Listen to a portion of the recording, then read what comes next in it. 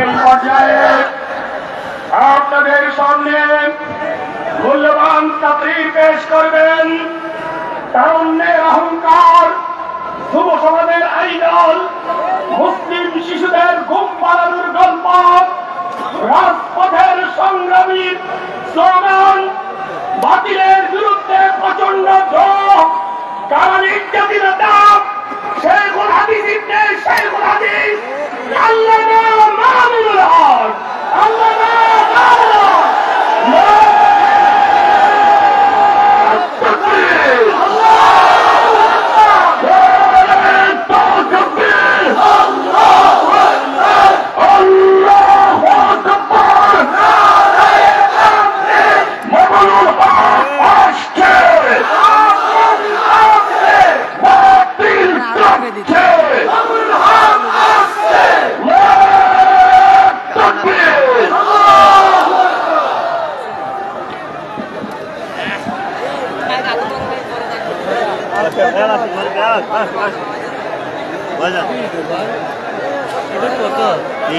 السلام عليكم ورحمة الله.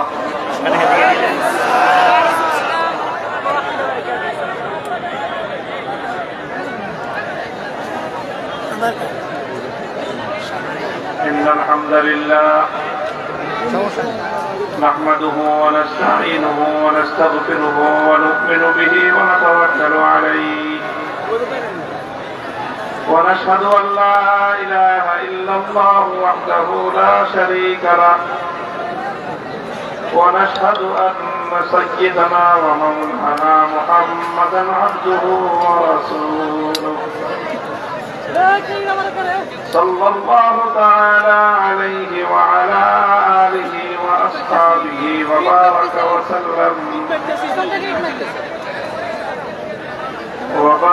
وسلم تسليما كثيرا. أما بعد فأعوذ بالله من الشيطان الرجيم. بسم الله الرحمن الرحيم. هو الذي بعث في الأميين رسولا منهم يتلو عليهم آياته ويزكيهم ويعلمهم الكتاب والحكمة وإن كانوا من قبل لفي ضلال مبين. بارك الله لنا ولكم في القرآن العظيم ونفعنا وإياكم بالآيات والذكر الحكيم. اللهم صل على محمد وعلى آل محمد كما صليت على إبراهيم وعلى آل إبراهيم إنك حميد مجيد. اللهم بارك على محمد وعلى آل محمد كما باركت على إبراهيم وعلى آل إبراهيم إنك حميد مجيد.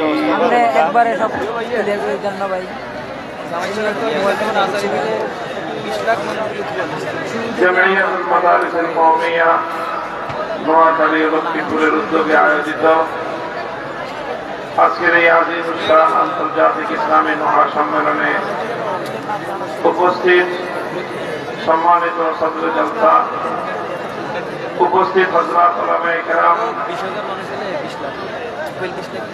মাদারিসে কওমিয়ার হযরত মুহতামিমিন, হযরত আসাতিজে কেরাম এবং প্রাণপ্রিয় ছাত্র বন্ধুগণ, সর্বস্তরের নোয়াখালী লক্ষ্মীপুর এলাকাবাসী, সর্বপ্রথম মহান আল্লাহ রাব্বুল আলামিনের দরবারে শুকরিয়া আদায় করছি, যেই মহান রাব্বুল আলামিন আজকে আমাদেরকে এই বিপুল পরিমাণ আল্লাহর দ্বীনের সৈনিক, আল্লাহর দ্বীনকে মহব্বত করি, নবী প্রেমিক তৌহিদি জনতাকে এখানে একত্রিত হওয়ার তৌফিক দিয়েছেন। হযরত উলামায়ে কেরামের কাছ থেকে মূল্যবান যিনি আলোচনা শুনবার তৌফিক দিয়েছেন, রব্বে কারীমের বড়ই মেহেরবানি। এই জন্য আল্লাহ দরবারে কালিমাতুশ শুকরের হাদিয়া পেশ করি আলহামদুলিল্লাহ। আমার আলোচনার আগে এখানে কিছু কালিমাত সানাইয়া পাঠ করা হয়েছে,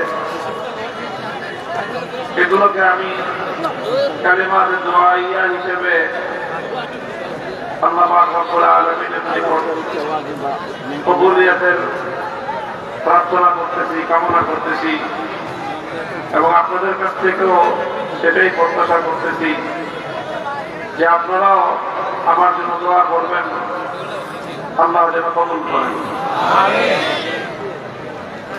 যথেষ্ট রাত হয়েছে, দীর্ঘ আলোচনা করার অবকাশ এবং প্রয়োজনীয়তা নেই।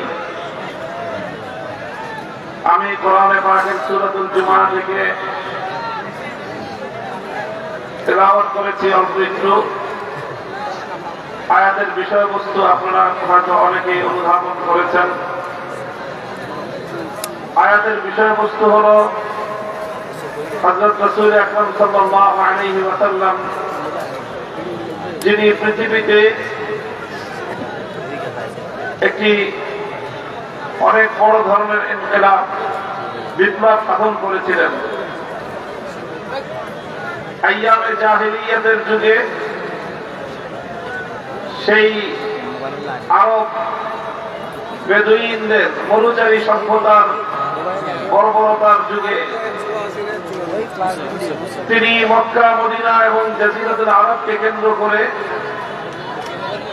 এমন এক বিপ্লব, এমন এক পরিবর্তন সাধন করেছিলেন, যেই পরিবর্তন শুধু জাজিরাতুল আরবে সীমাবদ্ধ ছিল না, শুধু আরব ভূখণ্ডে সীমাবদ্ধ ছিল না, বরং পৃথিবীর উত্তর থেকে দক্ষিণ মেরু পর্যন্ত সারা পৃথিবীকে আন্দোলিত করেছিল। সারা দুনিয়ার বর্বরতা, অসভ্যতার কবর রচনা করে মানবতা এবং ইনসানিয়তের ফুল বাগান ফুটিয়েছিল। রাসূল সাল্লাল্লাহু আলাইহি ওয়াসাল্লাম সর্বকালের, সর্বযুগের সর্বশ্রেষ্ঠ বিপ্লবী তিনি পরিবর্তন এনেছেন। তিনি জাহিলিয়াতের অন্ধকার দূর করে তিনি আলো ফুটিয়েছেন, হেদায়েতের আলো। গুমরাহির অন্ধকার দূর করে হেদায়েতের আলো পত্রিকা তিনি জ্বালিয়েছেন। এই কথাগুলো শুধু আমাদের নয়, বরং বিশ্ব ইতিহাসের সব শ্রেণী পেশা, ধর্ম, বর্ণ নির্বিশেষে সমগ্র মানব জাতির এগুলো ঐক্যমতের কথা। এই পৃথিবীতে মুহাম্মদুর রাসূলুল্লাহ সাল্লাল্লাহু আলাইহি ওয়াসাল্লামের মতো সফল ব্যক্তিত্ব আর দ্বিতীয় কেউ নেই। প্রশ্ন হলো, রাসূল সাল্লাল্লাহু আলাইহি ওয়াসাল্লাম এই যে ঐতিহাসিক সাফল্য অর্জন করেছেন, পৃথিবীতে এই যে বিশাল পরিবর্তন আনয়ন করেছেন, অন্ধকার যুগে মানবতার আলো জ্বালিয়েছেন, এটা তিনি কিভাবে করেছিলেন? কোন পদ্ধতিতে, কোন প্রক্রিয়ার মাধ্যমে? মুহতারাম হাজিরিন, আলোচ্য আয়াতের মধ্যে আল্লাহ পাক রব্বুল আলামিন সেই আলোচনাই করেছেন কিসের মাধ্যমে, কোন প্রক্রিয়ায় নবী আকরাম সাল্লাল্লাহু আলাইহি ওয়াসাল্লাম তিনি তার এই সফল পরিবর্তন, সফল ইনকিলাব, সফল বিপ্লব সাধন করেছিলেন, কিসের মাধ্যমে?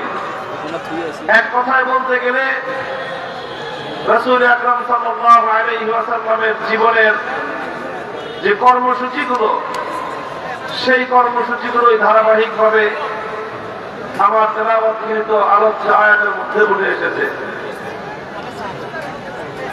আমার তেলাওয়াতকৃত এই আয়াত, যেটা আমি সূরাতুল জুমআ থেকে তেলাওয়াত করেছি, ঠিক একই বিষয়বস্তুর আরেকটি আয়াত আল্লাহ পাক নাযিল করেছেন সূরাতুল বাকারার মধ্যে সামান্য একটু শব্দের পার্থক্য, কিন্তু মূল বিষয়বস্তু একই।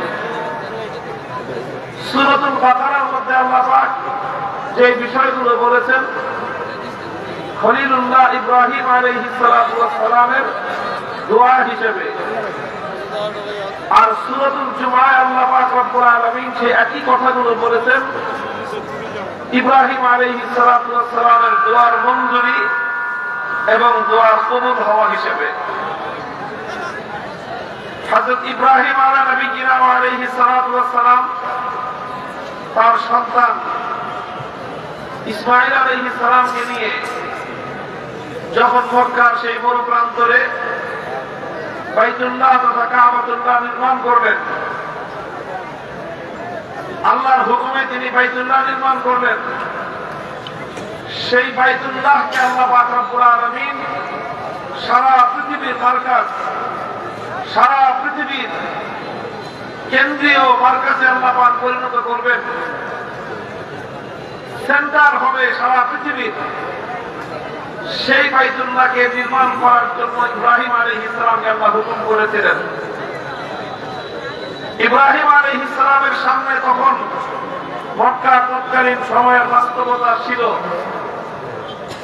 যে মক্কা নগরী এমন একটা জায়গা যেখানে শুধুমাত্র পাহাড় আর পাহাড়, চারিদিকে শুধু পাথুরে ভূমি, সেই পাহাড়ের উপত্যকা ছাড়া সেখানে আর কিছুই নাই।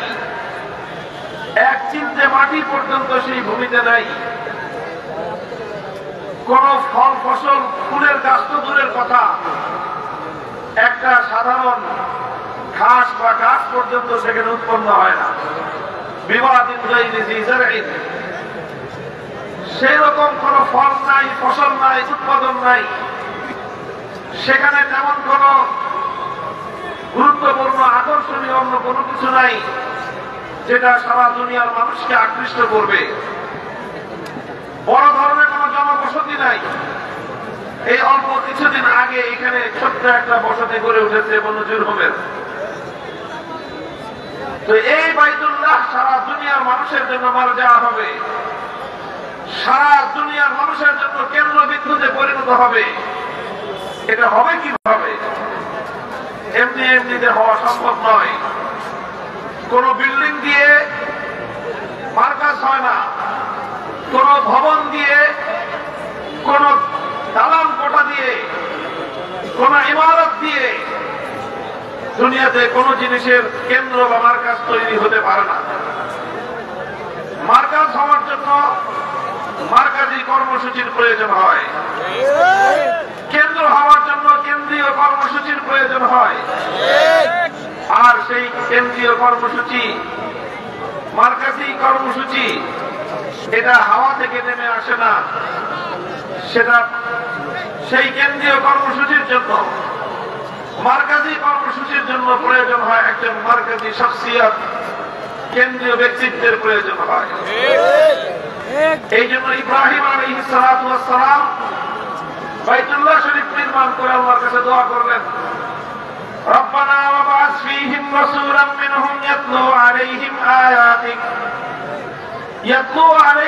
আয়াতিকা ওয়া ইউআল্লিমুহুমুল কিতাবা ওয়াল হিকমাতা ওয়া ইউযাক্কিহিম ইন্নাকা আনতাল আজিজুল হাকীম। ইব্রাহিম আলাইহিস সালাম আল্লাহর কাছে দোয়া করলেন যে আল্লাহ, আপনি এই মক্কার অধিবাসীদের মধ্য থেকে একজন ব্যক্তিকে রাসূল হিসেবে প্রেরণ করেন, যেই রাসূল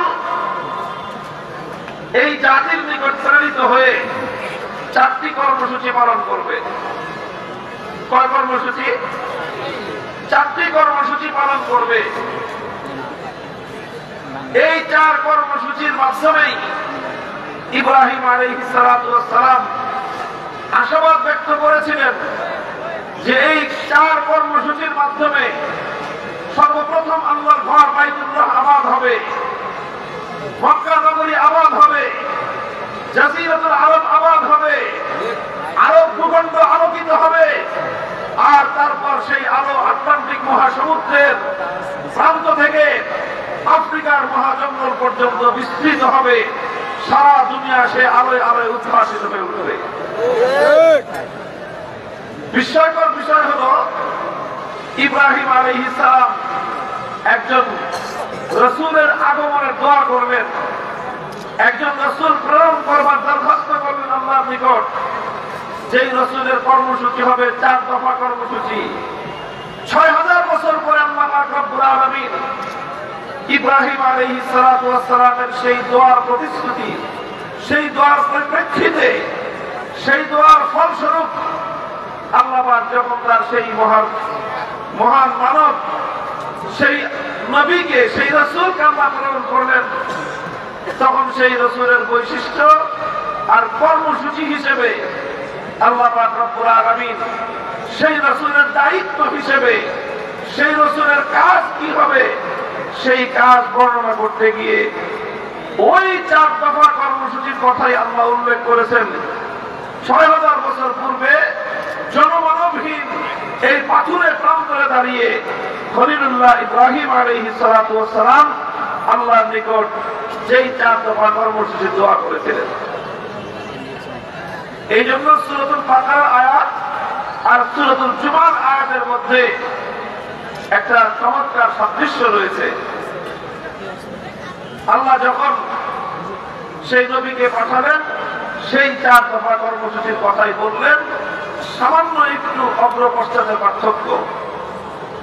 সুতরাং এখান থেকে আমরা স্পষ্ট উপলব্ধি করতে পারি যে কেন্দ্রীয় নেতৃত্বের জন্য, বিশ্ব সভ্যতায় আমূল পরিবর্তনের জন্য, অন্ধকার এবং জাহেলিয়াতকে দূরীভূত করে সারা দুনিয়াকে আলোক পত্রিকায় উদ্ভাসিত করতে হলে আজও পর্যন্ত 4 দফা সেই কর্মসূচির কোন বিকল্প নাই। আজকে সে যুগে আইয়ামে জাহেলিয়াত পরিবর্তন করে রাসূল আকরাম সাল্লাল্লাহু আলাইহি ওয়াসাল্লাম এক মহা সত্যের বিজয় ঘটিয়েছিলেন। আজকে আমরা আওয়ামী জাহেলিয়াতের সময় অতিক্রম করে একটি নতুন সভ্যতা বিনির্মাণের দ্বার প্রান্তে রয়েছি। এই আওয়ামী জাহেলিয়াতের কবর রচনা করে প্রকৃত অর্থেই যদি এ জাতি সফলতা চায়, উন্নতি চায়, প্রকৃত স্বাধীনতার মুক্তি চায়, তাহলে সেই আবার নতুন করে আরেক জাহেলিয়াতের কর্মসূচি দ্বারা এ জাতির মুক্তির কোন সম্ভাবনা নাই। এ জাতি যদি মুক্তি চাও, যদি প্রকৃত স্বাধীনতা চাও, যদি নতুন করে আবার উন্নতি চাও, বিশ্ব দরবারে যদি মাথা উঁচু করে আত্মমর্যাদায় বুনিয়াদ হয়ে মাথা উঁচু করে যদি দাঁড়াতে চাও, আল কোরআনের ঘোষিত বিশ্ব নবীর 4 দফা কর্মসূচি ছাড়া বিকল্প নাই।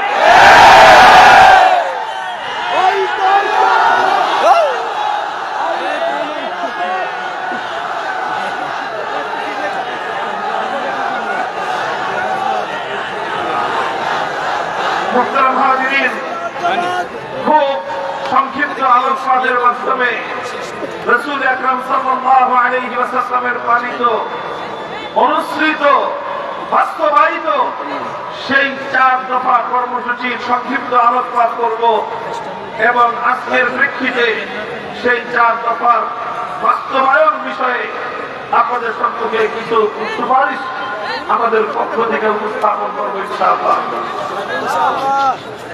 প্রথম যে কথা, রাসূল আকরাম সাল্লাল্লাহু আলাইহি ওয়াসাল্লামের এই 4 দফা কর্মসূচি একটা বিষয়কে কেন্দ্র করে আবর্তিত হয়েছিল। একটা কেন্দ্রীয় পয়েন্ট ছিল সেই 4 দফা কর্মসূচি। নবী করিম সাল্লাল্লাহু আলাইহি ওয়াসাল্লামের সেই 4 দফা কর্মসূচি, সেই 4 দফা কর্মসূচির মূল কেন্দ্র ছিল কিতাবুল্লাহ, কোরআনে কারীম। মূল কেন্দ্র কি ছিল? কোরআনে কারীম। এদিকে যান, এদিকে যান, ওদিকে ঘুরেছেন, দিতে বলতে মানুষের মুখের উপর দিয়ে একটা কনসেপ্ট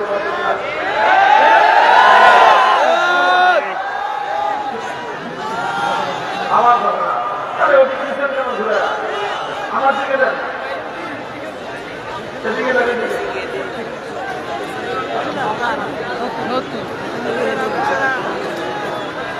শব্দ করবেন না, শব্দ করবেন না। অনেক মানুষ সবাই খুশমিতে আওয়াজ করে না, বিকট আওয়াজ করে যায়। আলোচনা ধারাবাহিকতা পূর্ণ হয়, এটা বুঝতে হবে। খুব ভালো মুহতারাম হাজিরিন, বলতেছিলাম 4 দফা এই কর্মসূচির মূল কেন্দ্রবিন্দু হলো একটাই, সেটা হলো কোরআনে কারীম। সেটা কি? কোরআনে কারীম। কিতাবুল্লাহকে কেন্দ্র করেই নবী আকরাম সাল্লাল্লাহু আলাইহি ওয়াসাল্লাম 4টি কাজ করেছেন। কিতাবুল্লাহকে মধ্যখানে রেখে সেই কিতাবুল্লাহর চারপাশ দিয়ে আল্লাহর নবীর 4 দফা কর্মসূচি বাস্তবায়িত হয়েছে। আপনারা বুঝবেন, গ্রাম অঞ্চলের মানুষ যারা, এখন তো নতুন মানুষ, নতুন প্রজন্মের লোকেরা কম বুঝবে, যারা একটু বয়স্ক তারা ভালো বুঝবে, মুরব্বীরা। এই যে যখন ধান, যখন নাকি মাঠের ক্ষেত থেকে, ফসলের ক্ষেত থেকে যখন ধান কেটে আনে, ধান কেটে এনে তারপরে কি করে কৃষক? কি করে বলেন তো? ধান মাড়াই করে, তাই না? আপনাদের দেশে কি বলে? ধান মাড়াই করে। এখন তো মেশিনের যুগ ধরে আসছে। এই বেশিদিন আগেও না, অল্প কিছুদিন আগের কথা বলতেছি, তখন তো মেশিন ছিল না, তখন ধান মাড়াই করতো গরু দিয়ে। ধান মাড়াই করতো গরু দিয়ে। মানুষের বাড়ির উঠোনে, অধিকাংশ কৃষকদের উঠানেই এরকম গরু দিয়ে ধান মাড়াই করা হতো। গরু দিয়ে ধান মাড়াই করতো কিভাবে? 3-4টা গরু একটার সাথে আর একটা গলা দিয়ে রশি বাঁধত, তারপরে মধ্যখানে একটা খুঁটি কাটত, এই খুঁটির সাথে সেই রশিটা বেঁধে দিত, আর এরপরে এই গরু হাঁকা দাও। এখন গরু যতই দৌড়ায় ওই খুঁটিকে কেন্দ্র করে তার দিকে ঘুরতে হয়, এর বাইরে দেওয়ার সুযোগ নেই। এইভাবে যেরকম 4টা গরুকে কেন্দ্র করে মধ্যখানের একটা খুঁটি, এই খুঁটিকে কেন্দ্র করে গরুগুলো যেরকম ঘুরতে থাকে, আর এই প্রক্রিয়ার মধ্যে দিয়ে যেরকম ধান মাড়াই হতে থাকে, তো ওই মধ্যখানের খুঁটিটাকে যেরকম সেন্টারে রেখে সারাদিন চক্কর খায়, ঠিক তদ্রুপ আল্লাহর কোরআনকে মধ্যখানে রেখেই ইসলামের সকল কর্মসূচি আবর্তিত হয়েছে। এই জন্য কোরআনকে বাদ দিয়ে, কোরআনকে কেন্দ্রে না রেখে, কোরআনকে কেন্দ্রবিন্দু না বানিয়ে কোন প্রক্রিয়ার মধ্য দিয়ে মানব সভ্যতার উন্নতি হতে পারে না। রাসূল আকরাম সাল্লাল্লাহু আলাইহি ওয়াসাল্লাম আল্লাহর কিতাবকে মধ্যখানে রেখে 4 দফা কর্মসূচি বাস্তবায়ন করেছিলেন। 1 নম্বর কর্মসূচি আল্লাহর কোরআন বলতে ধারাবাহিকভাবে হুয়াল্লাযী বা'আসা ফিল উম্মিয়্যিনা রাসূলাম মিনহুম ইয়াতলু আলাইহিম আয়াতিহি। 1 নম্বর কর্মসূচি ছিল ইয়াতলু আলাইহিম আয়াতিহি, তিলাওয়াতে কিতাবুল্লাহ, উম্মতের সামনে আল্লাহর কিতাব তথা কোরআনে পাকের তেলাওয়াত করা। তেলাওয়াতে কিতাবুল্লাহ, কোরআনের তেলাওয়াত, এটা ছিল রাসূল সাল্লাল্লাহু আলাইহি ওয়াসাল্লামের প্রথম কর্মসূচি। এটা একটা মুস্তাকিল স্বয়ং সম্পন্ন কর্মসূচি। তেলাওয়াতে কিতাবুল্লাহ, বুঝে আসুক বা না আসুক, এর অর্থ এবং মর্ম ব্যাখ্যা কেউ বুঝতে পারুক বা না পারুক, সেগুলো পরের প্রশ্ন। শুধুমাত্র কোরআনের তেলাওয়াত, এটাই ছিল রাসূল সাল্লাল্লাহু আলাইহি ওয়াসাল্লামের সবচেয়ে বুনিয়াদী কর্মসূচি, প্রথম কর্মসূচি। জাহিলিয়াতের কুহেলিকা ভেদ করবার জন্য, জাহিলিয়াতের এই লৌহ প্রাচীরকে ভেঙে গুড়িয়ে দেওয়ার জন্য বিশ্বনবী মুহাম্মদ আরবি সাল্লাল্লাহু আলাইহি ওয়াসাল্লাম জাহিলিয়াতের বর্বরতার অন্ধকারের প্রাচীরের মধ্যে সর্বপ্রথম যে আঘাত এনেছিলেন, সে আঘাত ছিল আল্লাহর কোরআনে পাকের তেলাওয়াতের এই আওয়াজ ধ্বনি। কোরআনের তেলাওয়াতের মধ্যে আল্লাহ পাক রব্বুল আলামিন এই পাওয়ার, এই অ্যাকশন, এই প্রভাব আল্লাহ পাক রব্বুল আলামিন রেখে দিয়েছেন। অনেক মানুষ মনে করতে পারে, বা অনেকে মনে করে এরকম যে না বুঝে পড়লে, অনেকে আবার এটাকে একটু ব্যঙ্গাত্মক শব্দে বলে, তোতা পাখির মতো শুধুমাত্র মুখে ঠোঁট মারে আওড়ায় লাভটা কি? না, কোরআন সম্পর্কে এই কথা সঠিক নয়। এটা একটা বিভ্রান্তিমূলক কথা, এটা একটা মূর্খতাপূর্ণ কথা। কোরআন পৃথিবীর অন্যান্য গ্রন্থের মতো নয়। পৃথিবীর অন্য যে কোনো বিষয়বস্তুর গ্রন্থ, অন্য যে কোনো বিষয়বস্তুর বই পাঠ করলে, অর্থ না বুঝে পাঠ করলে কোনো উপকারিতা নাই। কেউ যদি সাহিত্যের বই পাঠ করে অর্থ যদি না বুঝে লাভ হবে না। কেউ যদি দর্শন শাস্ত্রের বই পাঠ করে অর্থ না বুঝলে উপকার পাবে না। কেউ যদি বিজ্ঞানের বই পাঠ করে অর্থ মর্ম না বুঝলে সে তার কোনো বৈজ্ঞানিক হতে পারবে না, বিজ্ঞান থেকে কোনো সে উপকৃত হতে পারবে না। কেউ যদি গল্পের বইও পড়ে অর্থ যদি না বুঝে গল্পের মাহাত্ম্য সে বুঝবে না। উপন্যাসের বইও যদি কেউ পড়ে অর্থ না বুঝলে উপন্যাসের চরিত্রগুলোকে সে ধারণ করতে পারবে না। পৃথিবীর অন্য সব বিষয়ের বেলায় এই কথা প্রযোজ্য। অর্থ না বুঝে শুধু বই পড়ে গেলে কোনো লাভ হবে না। কিন্তু এক্সেপ্ট আল্লাহর কোরআন, একমাত্র আল্লাহর কোরআনের পাঠ, যেটা এমন এক কিতাব, এটা অর্থ বুঝে পড়লে যেরকম এর অ্যাকশন হয়, এর প্রভাব তৈরি হয়, অর্থ বুঝে না পড়লেও শুধুমাত্র কোরআনের তেলাওয়াত, এটাই এমন এক বৈপ্লবিক কর্মসূচি, মানুষের হৃদয়ের সমস্ত জড়তার দেয়াল ভেঙে গড়িয়ে দিতে পারে। এই জন্য যারা পবিত্র কোরআনে কারীমকে অন্য সাধারণ গ্রন্থের উপর, অন্য সাধারণ পাঠের উপর যারা অনুমান করে বলে যে কোরআন না বুঝে পড়ে কি ফায়দা, কি লাভ, এটা তাদের অজ্ঞতা প্রসূত কথা। কোরআন বুঝতে হবে সেটা ভিন্ন কথা, কোরআনের মর্ম জানতে হবে সেটা ভিন্ন কথা, কিন্তু কোরআনের তেলাওয়াত এটা হলো একটা স্বয়ং সম্পন্ন কর্মসূচি এবং এটাই হলো রাসূল সাল্লাল্লাহু আলাইহি ওয়াসাল্লামের প্রথম এবং বুনিয়াদী কর্মসূচি। এই জন্য আল্লাহ পাক যখন কোরআনের তেলাওয়াতের কথা বলেছেন তখন এই শর্ত আরোপ করেননি যে কোরআন বুঝে তেলাওয়াত করতে হবে, বরং আল্লাহর নবীর প্রথম কর্মসূচি হিসেবে আল্লাহ পাক রব্বুল আলামিন দায়িত্বহীন কণ্ঠে বলে দিয়েছেন, ইয়াতলু আলাইহিম আয়াতিহি هو الذي بعث بالأميين رسولا منهم يتلو عليهم آياته تلاوة كتاب الله। এটা হলো মহানবী সাল্লাল্লাহু আলাইহি ওয়াসাল্লামের প্রথম এবং বুনিয়াদী কর্মসূচি। শুধু অর্থ ছাড়াও কোরআনে কারীমের তেলাওয়াত এটা মানুষের হৃদয়ের মধ্যে প্রভাব তৈরি করে। আলহামদুলিল্লাহ, ইতিহাস তার সাক্ষী। আজও যদি কোনো মানুষ, যে কোনো ব্যক্তি ধারাবাহিক ভাবে যদি শুধুমাত্র আল্লাহর কোরআনের তেলাওয়াত শুনতে থাকে, আল্লাহর নামের শপথ করে আমি বলতে পারি তার হৃদয়ের বদ্ধ দুয়ারগুলো কোরআনের তেলাওয়াত যেভাবে খুলতে পারবে, পৃথিবীতে কোরআন ছাড়া আর কোনো কিছু নাই যেটা একজন মানুষের হৃদয়ের বদ্ধ দুয়ারকে উন্মুক্ত করে দিতে পারে। সিরাতের কিতাব, ইতিহাসের কিতাব, সিয়ারুস সাহাবা, সাহাবায়ে কেরামের ইতিহাসের কিতাবের মধ্যে লেখা হয়, আবু বকর সিদ্দিক রাদিয়াল্লাহু তাআলা আনহুর জীবনীতে লেখা হয়, বুখারী শরীফ সহ বিভিন্ন হাদিসের কিতাবের মধ্যে এই ওয়াকিয়া এবং এই ঘটনার বর্ণনা রয়েছে। একবার আবু বকর রাদিয়াল্লাহু আনহু মক্কা ছেড়ে তিনি চলে যাচ্ছেন। পথিমধ্যে মক্কার একজন আরবের একজন প্রসিদ্ধ নেতা সর্দার ইবনু দাদিনা তার নাম, ইবনু দাদিনার সঙ্গে সাক্ষাৎ। ইবনু দাদিনা আবু বকর সিদ্দিককে, আবু বকরকে জিজ্ঞাসা করলেন কোথায় যাচ্ছেন? আবু বকর বললেন যে মক্কায় থাকবো না। কেন থাকবেন না? মক্কার মানুষ আমাকে জ্বালা যন্ত্রণা দেয়, উত্ত্যক্ত করে, কষ্ট দেয়, নির্যাতন করে, এই জন্য আমি মক্কা ছেড়ে চলে যাচ্ছি।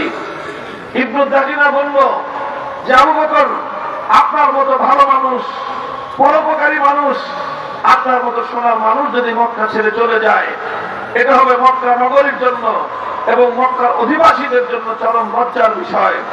কাজে আপনি মক্কা ছেড়ে যে যাবেন না, আপনার যা সমস্যা আমি সমাধান করে দেব, আপনি চলুন। ইবনু দাদিনা আবু বকর রাদিয়াল্লাহু আনহুকে নিয়ে মক্কায় ফিরে এলেন। মক্কার লোকদেরকে জড়ো করে জিজ্ঞাসা করলেন, বললেন যে তোমরা আবু বকরের সঙ্গে এমন দুর্ব্যবহার করো, কেন করো? আবু বকর যদি মক্কা ছেড়ে চলে যায় তাহলে আরবের মধ্যে মক্কার বদনাম হবে, কলঙ্ক হবে। মানুষ বলবে মক্কার মানুষ দুষ্ট, আবু বকরের মতো সোনার মানুষ, মোমের মতো নরম মানুষটা তাদের সঙ্গে থাকতে পারে না। সুতরাং আবু বকর মক্কায় থাকবে, তোমরা কেউ তাকে উত্তপ্ত করবে না। মক্কার লোকেরা বলেছিল, ঠিক আছে আবু বকর মক্কায় থাকুক, আমাদের কোনো আপত্তি নাই। সে যদিও আমাদের বাপদাদার ধর্ম ত্যাগ করে মুহাম্মাদের ধর্ম গ্রহণ করেছে, সেটাতেও আমরা আপত্তি করব না। সে মুহাম্মাদের ধর্মের দিকে মানুষদেরকে আহ্বান করে দাওয়াত দেয়, সেটাতেও না হয় আমরা আপত্তি করলাম না। সে মুহাম্মাদের আনিত কিতাব সাল্লাল্লাহু আলাইহি ওয়াসাল্লাম কোরআনে কারীম তেলাওয়াত করে, সেটাতেও আমরা আপত্তি করব না। কিন্তু একটা শর্ত, সে যখন তেলাওয়াত করবে, আবু বকর যখন কোরআন কিতাবুল্লাহ যখন তেলাওয়াত করবে, সেটার ঘরের ভিতরে দরজা বন্ধ করে তেলাওয়াত করবে। ঘরের বাইরে উন্মুক্ত উঠোনে দাঁড়িয়ে সে কোরআনের তেলাওয়াত করতে পারবে না। ইবনে তাইমিয়া জিজ্ঞাসা করলো, কারণ কি? ঘরের মালিক আবু বকর, উঠোনের মালিক আবু বকর, ঘরের মধ্যে যদি সে তেলাওয়াত করতে পারে, উঠোনে তেলাওয়াত করতে তোমাদের আপত্তিটা কোথায়, সমস্যা কোথায়? মক্কার লোকেরা জবাব দিয়েছিল যে আবু বকর যখন উঠোনে দাঁড়িয়ে তার আবেগ মাখা কণ্ঠে, কান্না জড়ানো কণ্ঠে যখন কোরআনের তেলাওয়াত করতে থাকে, তখন তার এই কোরআনের তেলাওয়াত মন্ত্রমুগ্ধের মতো আমাদের গোটা মক্কার মানুষদেরকে এমন ভাবে আকৃষ্ট করতে থাকে যে ঘরগুলোতে আমরা ছোট ছোট শিশু এমনকি নারীদেরকে পর্যন্ত ঘরের মধ্যে আবদ্ধ রাখতে পারি না। লোহাকে যেরকম চুম্বক তার নিজের দিকে আকৃষ্ট করতে থাকে, সিদ্দিক আকবরের তেলাওয়াতে কোরআন মক্কার ছোট ছোট শিশু বাচ্চাদেরকে পর্যন্ত লোহার চুম্বকের মতো তার নিজের দিকে আকৃষ্ট করে নিয়ে আসে। এই জন্য মক্কার লোকেরা বলেছিল যে উন্মুক্ত ভাবে উচ্চ স্বরে আবু বকর কোরআনের তেলাওয়াত করতে পারবে না।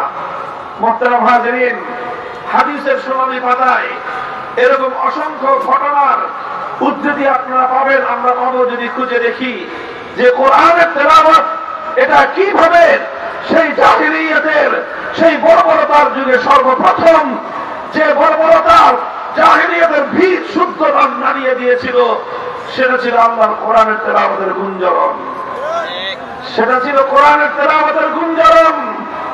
আজকে এই পাষাণ হৃদয়ের এই আধুনিক একবিংশ শতাব্দীর ইট পাথরের এই সভ্যতার যুগে সকল বর্বরতা, সকল অন্যায়, অবিচার, জুলুম, বৈষম্যের বিরুদ্ধে যদি সত্যিকার অর্থে মানবতার বিজয়কেও কামনা করো, আমি আল্লাহর নামের হাজার বারে শপথ করে বলতে পারি, এই সমাজের ঘরে ঘরে মানুষের কর্মকোহরে আল্লাহর কোরআনের গুঞ্জরণ তৈরি করা ছাড়া এর চেয়ে উত্তম কোন পন্থা দুনিয়াতে হতে পারে না।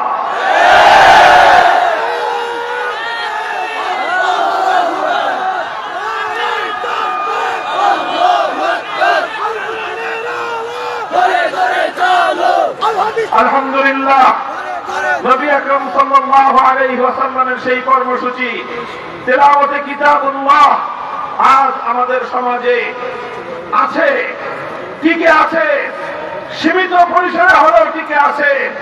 সেটা টিকে আছে আমাদের এই মাদারিসে কওমিয়ার মক্তব এবং হেফজখানাগুলোর মাধ্যমে।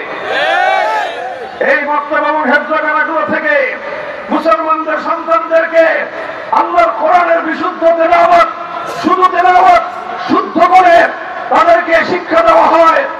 আর আমাদের এই সোনার সন্তানেরা, কচি কাঁচা বাচ্চারা কোরআনের তেলাওয়াত নিয়ে মুসলিম সমাজের ঘরে ঘরে, মুসলিম সমাজের পাড়ায় পাড়ায়, মুসলিম সমাজের মহল্লায় মহল্লায় তারা আল্লাহর কোরআনের তেলাওয়াতের যে গুঞ্জরণ তুলে, সেই গুঞ্জরণের কারণে আজ আল্লাহর জমিনে কোন জাহিলিয়াতের দাগ গায়ে বসতে পারে নাই।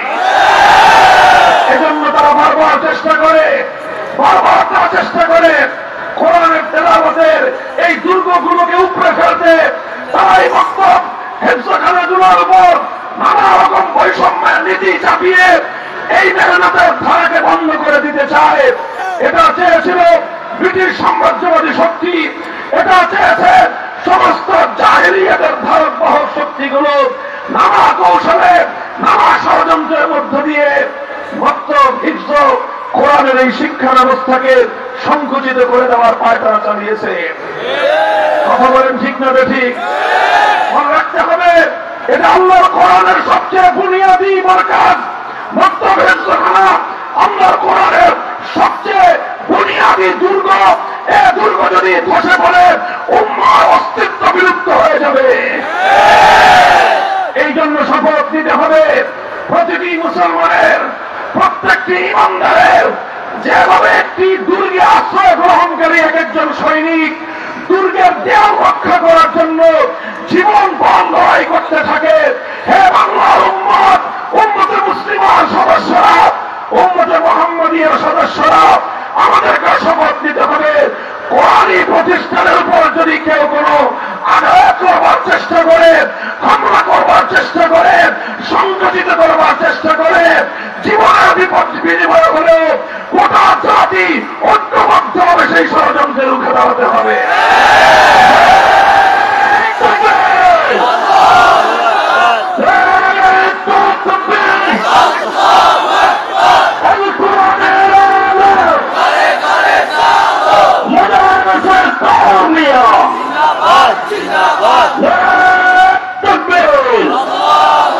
আমি আজ 5ই আগস্টের ঐতিহাসিক বিপ্লব পরবর্তী এই স্বাধীন বাংলার মাটিতে দাঁড়িয়ে আরেক ধাপ এগিয়ে কথা বলতে চাই। 100 বছর পর্যন্ত শুধু আমাদের বক্তব্য হিফজখানাগুলো এ জাতির মধ্যে আল্লাহর কোরআনের তেলাওয়াতের আমানত রক্ষা করবার ঐতিহাসিক দায়িত্ব পালন করেছে। এবার আমাদের আরো এক ধাপ অগ্রসর হওয়ার সময় এসেছে। 5ই আগস্ট পরবর্তী এই বাংলার মাটিতে যতগুলো রাষ্ট্রীয় ব্যবস্থাপনায় স্কুল শিক্ষা ব্যবস্থা রয়েছে, সেই স্কুলগুলো প্রাইমারি স্কুলগুলোতে যেখানে মুসলমানদের সন্তানরাই ৯৭% থেকে ৯৫% পড়াশোনা করে, সেই স্কুলগুলো খরচ ৯০% মুসলমানদের ট্যাক্সের পয়সা দিয়ে জোগাড় হয়, যে স্কুলের শিক্ষক শিক্ষিকাদের বেতন আমাদের ট্যাক্সের পয়সায় জোগাড় হয়, যে স্কুলের পাঠ্যপুস্তক আমাদের ট্যাক্সের পয়সায় ছাপানো হয়, যে স্কুলগুলোর ঘর দালান আমাদের ট্যাক্সের পয়সা দিয়ে যোগান দেওয়া হয়, আর সবচেয়ে বড় কথা, যে স্কুলে পড়ে আমার বাচ্চারা, আমার সন্তানেরা, সেই স্কুলে ইংরেজি, বাংলা, অঙ্ক, ভূগোল, ইতিহাস সব শিক্ষা থাকবে, আল কোরআনের তেলাওয়াতের শিক্ষা থাকবে না। এই ধরনের বৈষম্যহীন বাংলাদেশে বরদাস্ত করা যায় না।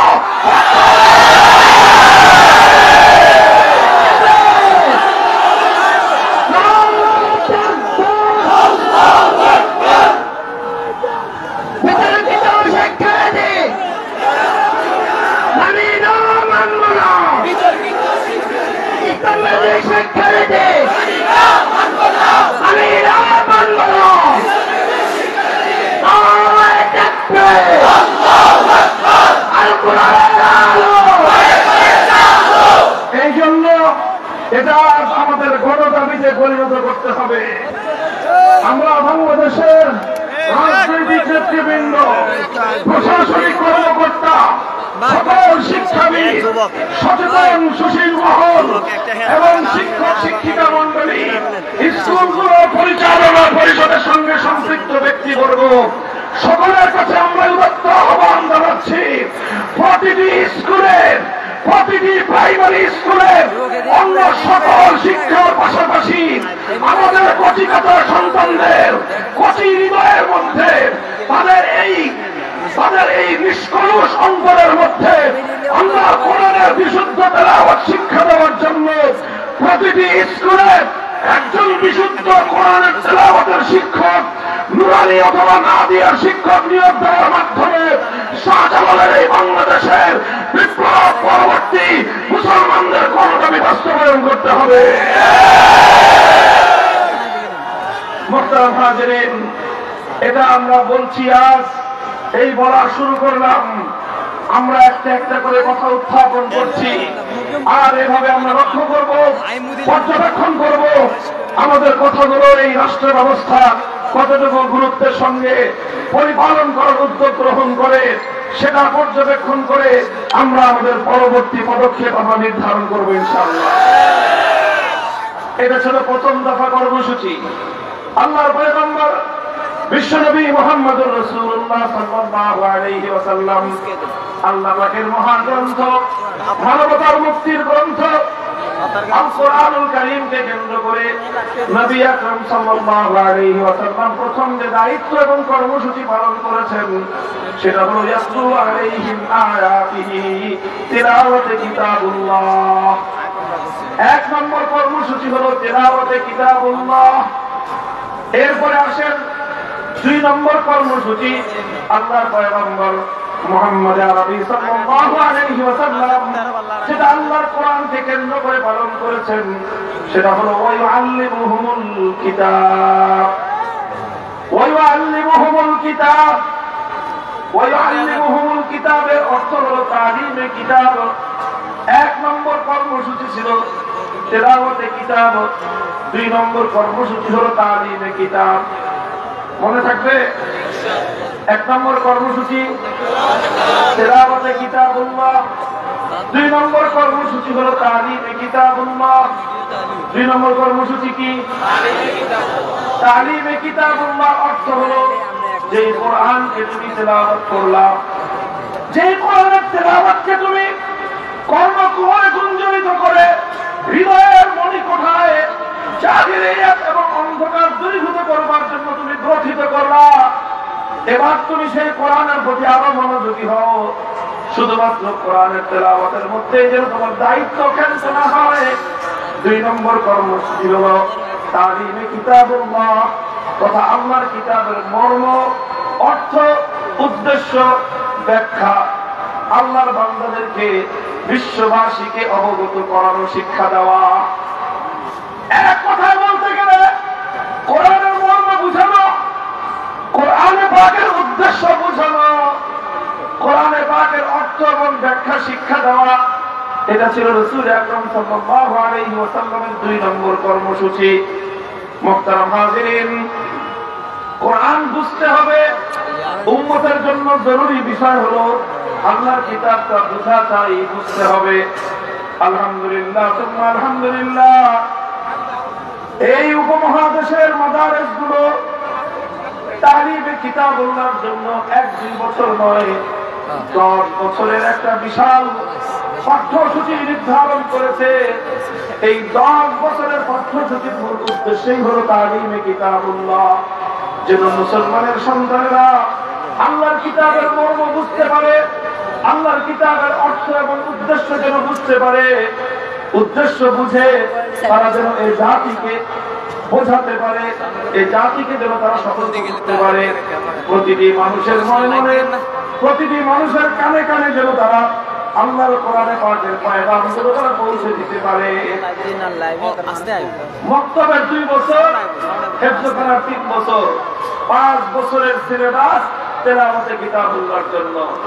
এরপরে ইবতিদায়ী থেকে মারহালাতুত তাকমিল পর্যন্ত 10 বছরের নিসাব পাঠ্যসূচি হলো তালিমে কিতাবুল্লাহর জন্য, অর্থাৎ আল্লাহর কিতাবকে, আল্লাহর কিতাবের মর্ম এবং তার অর্থ নিজেরা বুঝে জাতিকে বোঝানোর জন্য।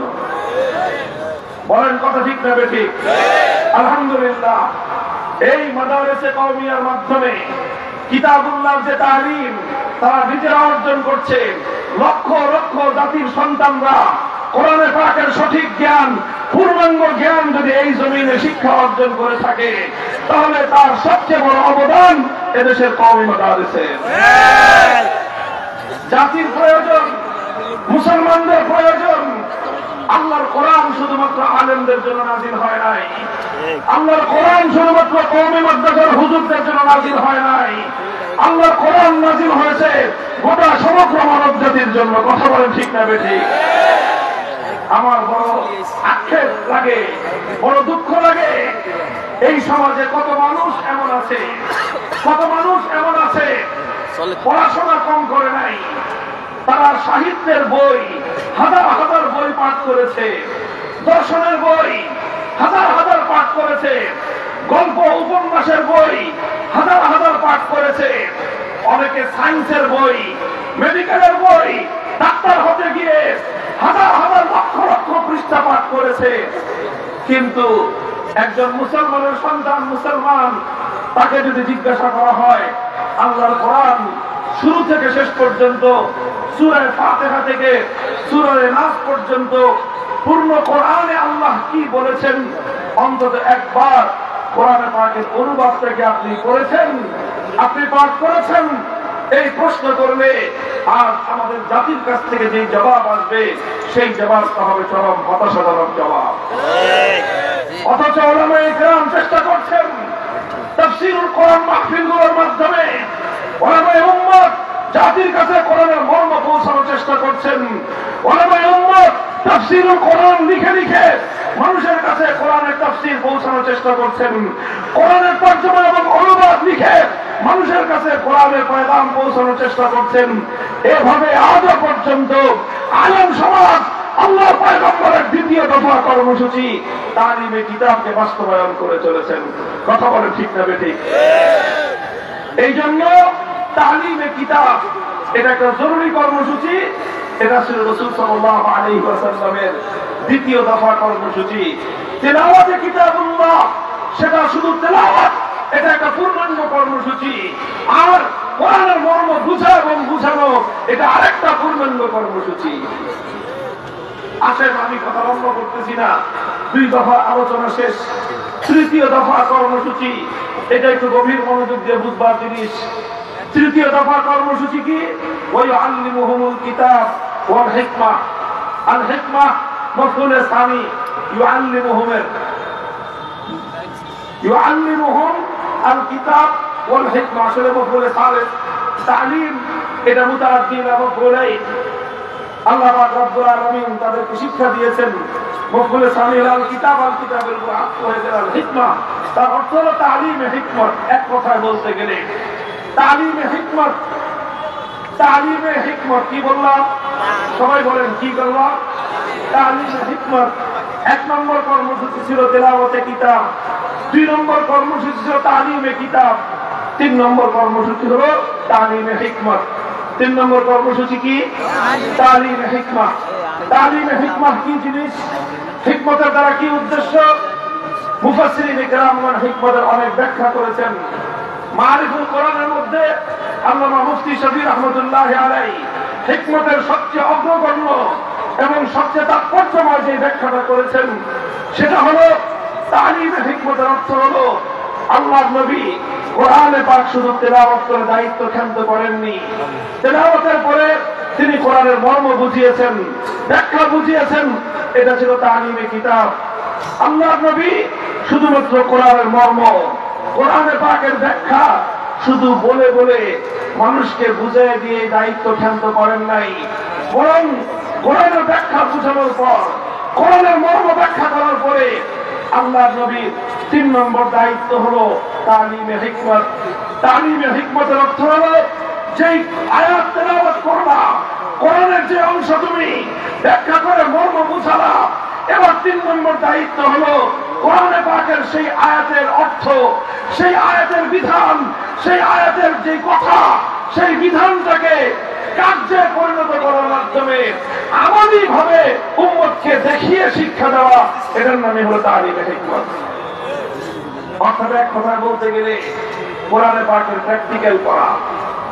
যারা জেনারেল শিক্ষার্থী বা জেনারেল শিক্ষার সাথে পরিচিত তারা খুব ভালো করে জানেন জেনারেল শিক্ষায় অনেক সাবজেক্ট এমন আছে যেগুলো শুধুমাত্র বই পড়ার মাধ্যমে, লেকচার শোনার মাধ্যমে সেই পড়াশোনাগুলো আয়ত্ত করা যায় না, বরং লেকচার শোনার পর সেটাকে আয়ত্ত করতে হলে প্র্যাকটিক্যাল করতে হয়।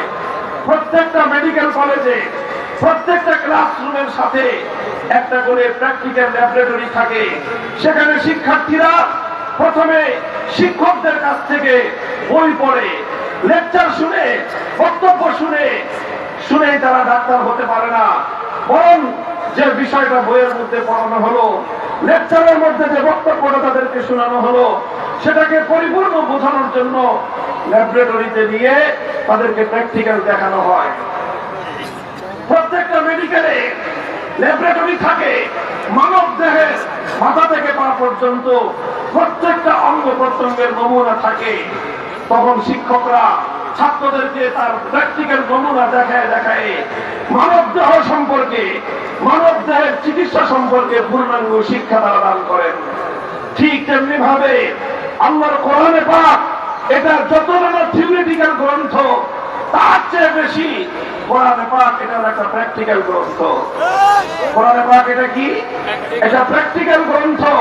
কোরআন শুধুমাত্র তেলাওয়াত শুনে আর শুধুমাত্র তাফসীর এবং ব্যাখ্যা শুনে আল কোরআনকে পরিপূর্ণ কেউ অনুধাবন করতে পারবে না। কোরআনকে অনুধাবন করতে হলে, কোরআনকে উপলব্ধি করতে হলে, কোরআনের হক আদায় করতে হলে, কোরআনের মর্ম এবং কোরআনের ব্যাখ্যা শুনবার পর যে জিনিসটা জরুরি সেটা হলো প্র্যাকটিক্যাল ভাবে কোরআনের এক একটা জিনিসের আমল এটা লক্ষ্য করতে হবে, শিক্ষা অর্জন করতে হবে। এটাই হলো তালিমে হিকমত। রাসূল আকরাম সাল্লাল্লাহু আলাইহি ওয়াসাল্লাম কোরআন পাক সম্পর্কে 3 নম্বর দায়িত্বটা পালন করেছেন। উদাহরণস্বরূপ আল্লাহর কোরআনে আয়াত নাযিল হলো আকিমুস সালাত, আল্লাহ নবী আকিমুস সালাত তেলাওয়াত করলেন, 1 নম্বর দায়িত্ব পালন হলো। এরপরে সালাতের অর্থ বুঝালেন যে সালাত কাকে বলা হয়, সালাত ইবাদতটা কেমন ভাবে আদায় করতে হয়। আল্লাহ নবী সেটা সাহাবীদেরকে, উম্মতকে ব্যাখ্যা করে বুঝিয়ে দিলেন। এটা হলো তালিমে কিতাব। ব্যাখ্যা করে বুঝিয়ে দিয়েই তাদেরকে সালাতের শিক্ষা শেষ করতে পারেন নাই। এরপরে আল্লাহ নবী যেটা করেছেন, মসজিদে নববীর মিম্বারের উপরে আল্লাহ নবী উঠেছেন, মিম্বারের উপর উঠে 2 রাকাত নামাজ আদায় করেছেন। এরপরে সাহাবায়ে কেরামকে বলেছেন, সল্লু কামা রাআইতুমুনি উসাল্লি, আমি ঠিক যেভাবে নামাজ পড়লাম, আমি ঠিক যেভাবে সালাত আদায় করলাম, আমার এই নামাজ দেখে দেখে তোমরা কোরআনে পাকের এই বিধান, নামাজের বিধানকে তোমরা এভাবে বাস্তবায়ন করবা। আল্লাহ নবী এটা বলেন নাই যে আমি যেভাবে বলেছি সেভাবে কোরআন তেলাওয়াত তোমরা নামাজ পড়বে, এটাও বলেন নাই আমার কাছ থেকে তোমরা যেভাবে শুনেছো সেভাবে নামাজ পড়বে। আল্লাহ নবী কি বলেছেন? তোমরা আমাকে যেভাবে নামাজ পড়তে দেখেছো সেভাবে তোমরা নামাজ আদায় করবে।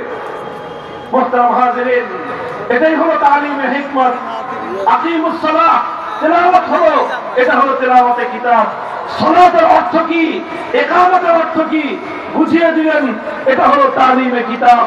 এরপরে হলো সালাত বাস্তবায়ন করে আল্লাহ নবী প্র্যাকটিক্যাল বাস্তব আমলি নমুনা তাদেরকে দেখায় দিলেন, এটাই হলো তালিমে হিকমত। মুহতারাম হাজিরিন, শুধুমাত্র নামাজের বিধান নয়, শুধু ইবাদতের বিধান নয়, রাসূল আকরাম সাল্লাল্লাহু আলাইহি ওয়াসাল্লাম কোরআনে পাকের প্রত্যেকটা বিধান এভাবে প্র্যাকটিক্যাল বাস্তবায়ন করেই উম্মতের কাছে তিনি তার দায়িত্ব পালন করেছেন। হে ওয়ারাসাতুল আম্বিয়া, হে উম্মতের মধ্যে নবীর উত্তরাধিকারীরা, আজ আমরা যারা শুধুমাত্র তেলাওয়াতে কিতাব আর তালিমে কিতাবের মাধ্যমে দায়িত্ব ক্ষান্ত মনে করছি, আমাদের আরেকটা বিষয় উপলব্ধি করার বাকি রয়েছে। সেটা হলো আল্লাহ কোরআনের সেই বিধানগুলো বাস্তবায়ন না করলে কোরআনের সেই বিধানগুলোর হক আদায় হয় না, দাবি আদায় হয় না। সেই আয়াতগুলো, কোরআনের সেই বিধানগুলো একটা একটা করে সমাজে, ব্যক্তি জীবনে, পরিবার জীবনে, সমাজ জীবনে বাস্তবায়ন করা, এটা উম্মতের ঐতিহাসিক জিম্মাদারি। এই জিম্মাদারি আদায় না করলে তালিমে হিকমতের দায়িত্ব ক্ষান্ত হবে না। আমি দৃষ্টান্ত দিলাম এতক্ষণ পর্যন্ত নামাজের দ্বারা। এবার আরেকটা দৃষ্টান্ত শুনেন। আল্লাহ কোরআনে আয়াত নাযিল হয়েছে, আস-সারিকু ওয়াস-সারিকাতু ফাকতাউ আইদিয়াহুমা জাযাআন বিমা কাসাবা নাকালাম মিনাল্লাহ আল্লাহু আজিজুল হাকীম। আল্লাহ নবী কোরআনের তেলাওয়াত করলেন, 1 নম্বর দায়িত্ব আদায় হলো। এরপরে আস-সারিকু ওয়াস-সারিকাতু, চোর যদি চুরি করে, নারী হোক বা পুরুষ হোক, সেই চুরির অর্থ কি, সেই চুরির মর্ম কি, সেটা আল্লাহ নবী বুঝিয়ে দিলেন। সংরক্ষিত স্থান থেকে কমপক্ষে 10 দিরহাম মূল্যমানের কোন সম্পদ যদি কোনো ব্যক্তি মালিকের অনুমতি ছাড়া তার অগোচরে যদি সংরক্ষিত জায়গা থেকে 10 দিরহামের মূল্যবান কোন সম্পত্তি কেউ নিয়ে নেয়, এটাকে ইসলামের পরিভাষায় বলা হবে চুরি। আর এই ধরনের চুরি করবার পর যদি এই চুরির অপরাধ আদালতের সামনে, বিচারকের সামনে যথাযথ সাক্ষীর মাধ্যমে প্রমাণিত হয়, সেক্ষেত্রে আল্লাহর কোরআনের বিধান হলো ফাক্তাউ আইদিয়াহুমা, চোর নারী হোক বা পুরুষ হোক, অপরাধ প্রমাণিত হওয়ার সঙ্গে সঙ্গে তার হাত কেটে ফেলতে হবে। কোরআনের এই আয়াত আল্লাহর নবী তেলাওয়াত করে দায়িত্ব ক্ষান্ত করেন নাই, শুধুমাত্র অর্থ ব্যাখ্যা করে নবী তার দায়িত্ব ক্ষান্ত করেন নাই। বরং যখন আল্লাহর জমিনে চুরির মতো অপরাধ সংগঠিত হয়েছে, আল্লাহর পয়গম্বরের ভূমিকা তখন কি ছিল? বুখারী শরীফের হাদিসের কিতাব উল্টান আল্লাহর নবী যখন মক্কা বিজয় করলেন, মক্কা বিজয়ের পরের দিন পবিত্র মক্কা নগরীতে চুরির ঘটনা ঘটল। একজন মানুষ চুরি করলো, চুরি করেছে, ধরা পড়লো।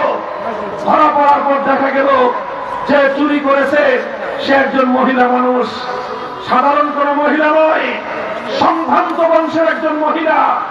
নাম হলো তার ফাতেমা। এই ফাতেমা হলো বনু মাখজুম গোত্রের ফাতেমা মাখজুমিয়া। বনু মাখজুম হলো নবী করিম সাল্লাল্লাহু আলাইহি ওয়াসাল্লামের দাদির গোষ্ঠী, অর্থাৎ শুধু কুরাইশ নয়, বরং কুরাইশের মধ্যে সম্ভ্রান্ত একটা পরিবারের মেয়ে হলো এই ফাতেমা, যে চুরি করে ধরা পড়েছে। ফাফাজিয়া কওমুহা ইলা উসামা বিন যায়েদ, তখন ফাতেমার সম্প্রদায় কুরাইশ বনু মাখজুম তারা দুশ্চিন্তায় পড়ে গেল।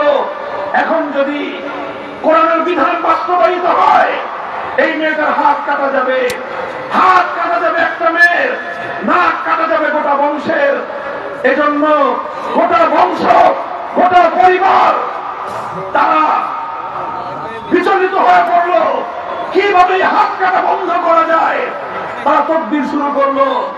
উসামা ইবনে যায়েদ, যাকে আল্লাহর নবী অত্যন্ত বেশি ভালোবাসতেন, সম্পর্কে নবীজির নাতি পালক পুত্র যায়েদ ইবনে হারেসার ছেলে উসামা ইবনে যায়েদ, সেই বনু মাখজুম গোত্রের লোকজন উসামা ইবনে যায়েদকে গিয়ে তদবির করার জন্য, সুপারিশ করার জন্য বলল। উসামা তাদের পক্ষ থেকে আল্লাহর নবীর কাছে গিয়ে সুপারিশ করলো। নবীজিকে যে বলল যে ইয়া রাসূলুল্লাহ, একটা চুরির মামলা আসবে আপনার নিকট। এই চুরির যে বিবাদিনী, তার যে অপরাধী, সে একজন মহিলা মানুষ, নাম তার ফাতেমা, সাধারণ কোন মহিলা নয়। তার সঙ্গে আপনার ব্লাড কানেকশন রয়েছে, আপনার রক্তের সম্পর্ক, আপনার দাদির পরিবারের লোক সে। সুতরাং যদি তার হাত কাটা যায়, শুধু বনু মাখজুম গোত্রের সম্মান যাবে তা নয়, বরং তাদের সঙ্গে সঙ্গে আপনার সম্মান, আপনার প্রেস্টিজ হ্যাম্পার হবে। সুতরাং আপনি ওই মেয়েটাকে বাঁচানোর জন্য কোনো ব্যবস্থা করবেন। হাদিসের পাতার মধ্যে লেখা হয়, আল্লাহ নবী হুঙ্কার দিয়ে উঠলেন, গর্জন দিয়ে উঠলেন। নবীর চেহারার রং পরিবর্তন হয়ে গেল। ফাতালাওয়ানা ওয়াজহু রাসূলিল্লাহি সাল্লাল্লাহু আলাইহি ওয়াসাল্লাম, আমার নবীর চেহারার রং লাল রক্তবর্ণ ধারণ করলো। নবীজি রাগে ক্ষোভে ফুঁসতে আরম্ভ করলেন, আর উসামাকে এক জোরে হুঙ্কার দিয়ে ধমক দিলেন, আতাশফাউ ফি হাদ্দিন মিন হুদুদিল্লাহ। উসামা, আল্লাহর কোরআনের বিধান বাস্তবায়ন হবে, সেখানে তুমি তদবির নিয়ে আসছো, খবরদার তোমাকে যেন আর কোনদিন আমি এই ধরনের তদবির করতে না দেখি। আল্লাহ নবী ধমক দিয়ে উসামাকে নিবৃত্ত করলেন, সংশোধন করে দিলেন। নবীজি বুঝতে পারলেন অপরাধ শুধু উসামার একার নয়, তদবির আর এই সুপারিশ শুধু উসামার একার নয়। উসামা বালক মানুষ, অল্প বয়স্ক মানুষ, আমার স্নেহের মানুষ হিসেবে সাহস করেছে, আমার কাছে এসেছে। কিন্তু এই উসামার পিছনে গোটা কওম, আমার জাতি জড়িত। উসামার পিছনে আমার পরিবার বনু মাখজুম, আমার বংশ কুরাইশ জড়িত।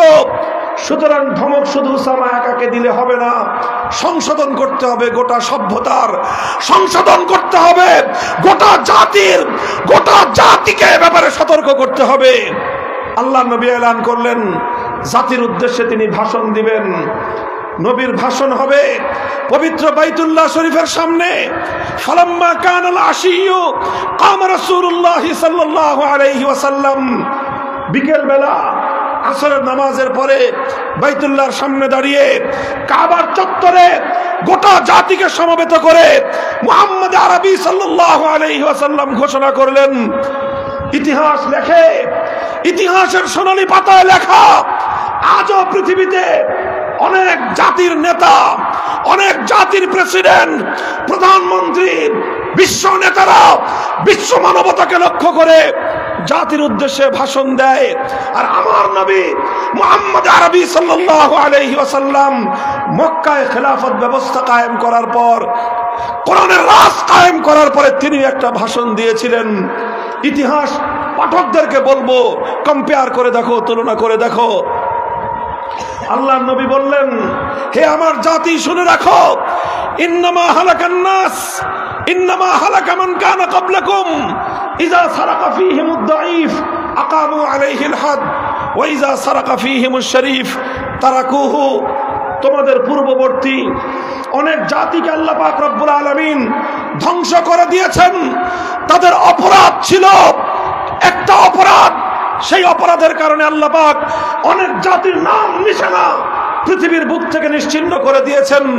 তাদের অপরাধ ছিল, তাদের মধ্যে যখন কোনো প্রভাবশালী ব্যক্তি চুরি করত, অপরাধ করত, কোন প্রভাবশালী ব্যক্তি, সম্ভ্রান্ত পরিবারের কেউ, কোন সম্পদশালী মানুষ, কোন ক্ষমতাবান মানুষ, কোন মন্ত্রীর দুলাভাই, কোন এমপির শালা, কোন নেতার ভগ্নিপতি, অথবা কোন নেতার আপনজন, কোন বড় নেতা নেত্রীর সন্তান, এই জাতীয় মানুষ যখন চুরি করত, অপরাধ করত, তখন তারা নানাভাবে ঘুরিয়ে পেঁচিয়ে সেই সম্ভ্রান্ত শক্তিমান প্রভাবশালী লোকদেরকে তারা মুক্ত করে দিত।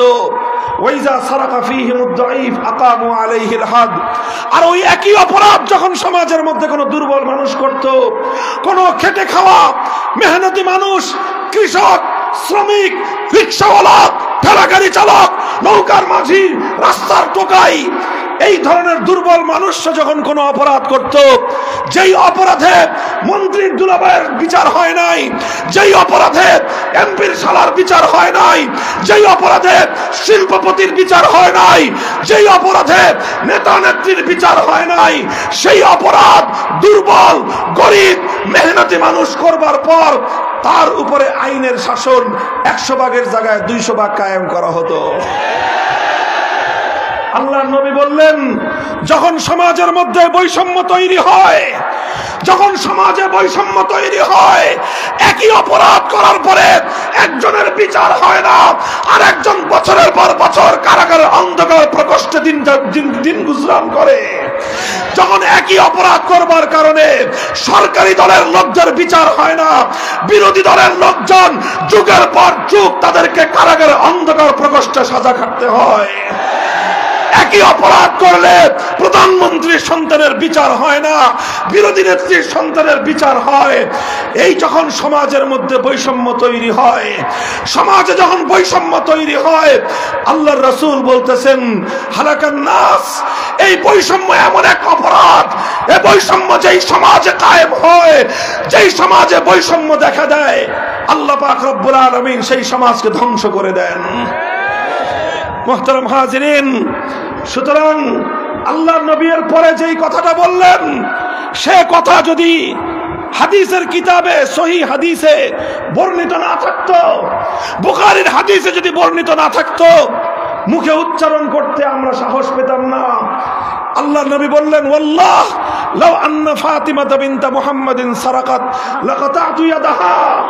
আমি আল্লাহর নামের শপথ করে বলছি, আমার দাদির গোষ্ঠীর, আমার রক্তের সম্পর্কের, আমার বংশের ফাতেমা নয়, আজ যদি আমি নবী মুহাম্মদুর রাসূলুল্লাহর কলিজার টুকরা, এই পৃথিবীতে আমার সবচেয়ে আদরের দুলালী, আমার সবচেয়ে প্রিয়তম, আমার আদরের কন্যা ফাতেমা বিনতে মুহাম্মদ যদি আজকে চুরি করে ধরা পড়তো, আল্লাহর কসম খেয়ে বলি, আল্লাহর কোরআনের বিধান বাস্তবায়ন করতে গিয়ে আমি তার হাত কেটে দিতাম, এতটুকু দ্বিধা আমি করতাম না।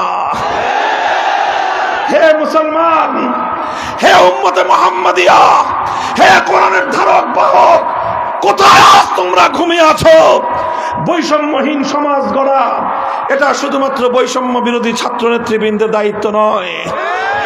মনে রাখবে, আবার বলছি, বৈষম্যহীন সমাজ গড়া, বেইনসাফ পূর্ণ সমাজ গড়া, বেইনসাফি, জুলুম, শোষণ, স্বৈরতন্ত্রের বিরুদ্ধে লড়াই করা এটা শুধু বৈষম্য বিরোধী ছাত্র নেতৃবৃন্দের দায়িত্ব নয়, এটা সর্বপ্রথম দায়িত্ব তাদের যাদের পক্ষে আল্লাহ পাক রব্বুল আলামিন আসমানি কিতাবের ইলম রেখেছেন।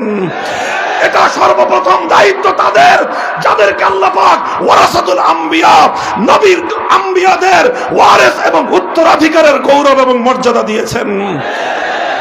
আল্লাহর কোরআন কি বলেছে? সূরাতুল হাদিদ পড়ো, তেলাওয়াত করো। কেন আল্লাহ পাক যুগে যুগে কিতাব নাজিল করেছেন? কোরআন দুনিয়াতে কেন এসেছে? আদম আলাইহিস সালাম থেকে নিয়ে আখেরি নবী মুহাম্মদুর রাসূলুল্লাহ সাল্লাল্লাহু আলাইহি ওয়াসাল্লাম পর্যন্ত সমস্ত নবী দুনিয়াতে কোন মাকসাদে এসেছেন? উসুলি মাকসাদে বিআসাতে আম্বিয়া কি? আল্লাহর কোরআন বলতেছে, লাকাদ আরসালনা রুসুলানা বিল বাইয়িনাত ওয়া আনজালনা মাআহুমুল কিতাবা ওয়াল মিজান লিয়াকুমান নাসু বিল কিসত। আল্লাহ বলেন, যুগে যুগে আমি আসমানি কিতাব নাজিল করেছি, আসমানি শরীয়ত নাজিল করেছি, আমি আমার সমস্ত নবী রাসূলদেরকে প্রেরণ করেছি। তার অন্যতম একটা উদ্দেশ্য হলো লিয়াকুমান নাসু বিল কিসতি, মানব সমাজের মধ্যে ইনসাফ কায়েম করা, মানুষের সমাজে ইনসাফ কায়েম করা। সুতরাং বেইনসাফের বিরুদ্ধে লড়াই করা, জুলুমের বিরুদ্ধে লড়াই করা, বৈষম্যের বিরুদ্ধে লড়াই করা সর্বপ্রথম তাদের দায়িত্ব যাদের বুকে কোরআনে পাকের ইলম রয়েছে। সর্বপ্রথম তাদের দায়িত্ব যাদেরকে আল্লাহ পাক আম্বিয়ায়ে কেরামের ওয়ারিস, নবুয়তের উত্তরাধিকারী দিয়েছেন। মুহতারাম হাজিরিন, তেলাওয়াতে কিতাব এটা যেমনি ভাবে ওয়ারাসাতুল আম্বিয়াদের দায়িত্ব, তালিমে কিতাব এটা যেমনি ভাবে ওয়ারাসাতুল আম্বিয়াদের দায়িত্ব, একইভাবে তালিমে হিকমত করতে গিয়ে বৈষম্যহীন সমাজ গড়বার জন্য যা করতে হয় তাই করা আলেমদের জিম্মাদারি।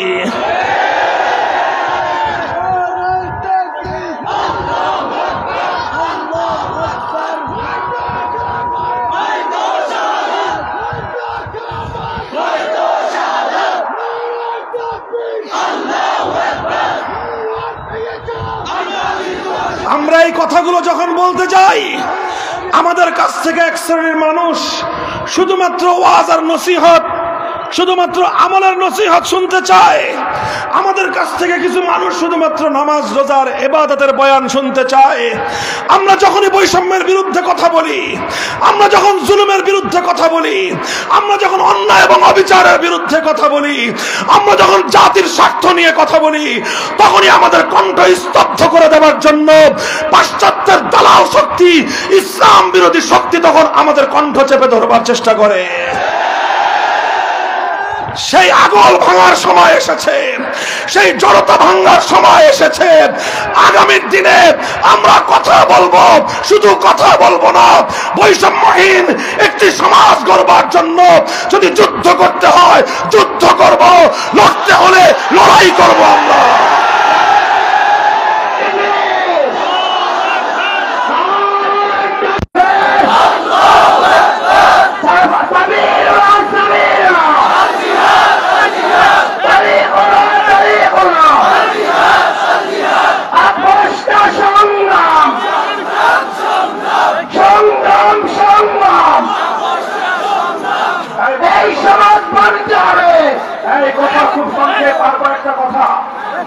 এই যে তালিমে হিকমত সমাজের মধ্যে তালিমে হিকমতের মেহনত আছে, দাওয়াত এবং তাবলীগের মাধ্যমে তালিমে হিকমতের কিছু বিষয়, ইসলামের কিছু প্র্যাকটিক্যাল বিষয় দাওয়াত এবং তাবলীগের মেহনতের মাধ্যমে আছে না নাই? এই জন্য দাওয়াত এবং তাবলীগকে বলা হয় জালসা ফিরকা মাদ্রাসা। এখানে শুধুমাত্র ডিগ্রি শেখানো হয় না, এখানে রাত দিন 24 ঘন্টা একজন মুমিনের জিন্দেগির আমলি প্র্যাকটিস করানো হয়। তালিমে হিকমত, তালিমে হিকমতের আরেকটা প্ল্যাটফর্ম হলো দাওয়াতুল হক।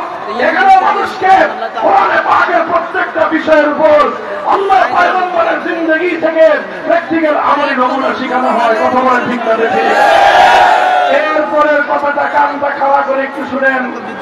কিছু বিষয় আছে, আল্লাহর কোরআনের কিছু বিধান রয়েছে, অসংখ্য অগণিত বিধান কোরআনের মধ্যে রয়েছে, যেগুলো বিষয়ে দাওয়াত এবং তাবলীগের মেহনতের মধ্যে আলোচনা করা হয় না।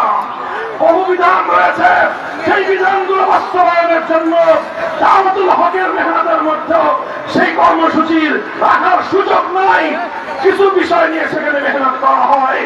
সেই ধরনের কিছু বিষয় যেটা সম্পর্ক সমাজের সঙ্গে, যেটা সম্পর্ক রাষ্ট্রের সঙ্গে, যেটা সম্পর্ক আদালতের সঙ্গে, কোরআনের সেই বিধানগুলো সম্পর্ক রাষ্ট্র এবং প্রশাসনের সাথে, সেই বিধানগুলো বাস্তবায়ন করার জন্য দাওয়াত এবং তাবলীগের মেহনত নয়, সেই বিষয়গুলো বাস্তবায়নের জন্য দাওয়াতুল হকের মজলিস নয়, সেই বিধানগুলো সমাজে বাস্তবায়ন করবার জন্য ওলামায়ে হাক্কানের নেতৃত্বে ইসলামী রাজনৈতিক দলগুলো কাজ করতেছে। কাজেই তালিমে হিকমতের জন্য যেভাবে দাওয়াত এবং তাবলীগের মেহনত চলবে, তালিমে হিকমতের জন্য মজলিসে দাওয়াতুল হকের কাজ চলবে, একইভাবে ওলামায়ে কেরামকে কথা বুঝতে হবে। কোরআনের অসংখ্য বিধান বাস্তবায়নের জন্য সিয়াসতে ইসলামিয়া, সিয়াসতে শরঈয়া, আল্লাহর জমিনে আল্লাহর কোরআনের রাজনীতি পরিচালনা করা উম্মতের অপরিহার্য ফরিজা এবং জিম্মাদারি।